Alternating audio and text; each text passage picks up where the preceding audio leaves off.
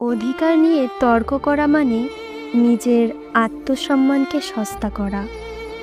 যেখানে আপনার অনুভূতির কোনো মূল্য নেই, সেখানে নিজেকে ব্যাখ্যা করা মানে শূন্যে কথা বলা, যার কোনো উত্তর নেই, কোনো বোঝাপড়া নেই।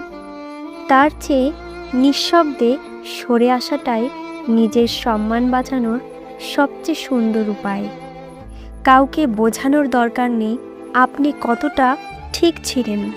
সম্পর্কের সমীকরণ যখন বিষাক্ত হয়ে যায়, তখন সব দায় নিজের কাঁধে নিয়ে নেওয়াটাই শ্রেয়।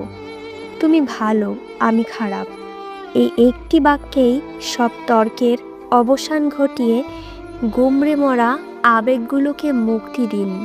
মিথ্যে প্রমাণের লড়াইয়ে জেতার চেয়ে হেরে গিয়ে নিজের শান্তি খুঁজে নেওয়া অনেক বেশি সম্মানের।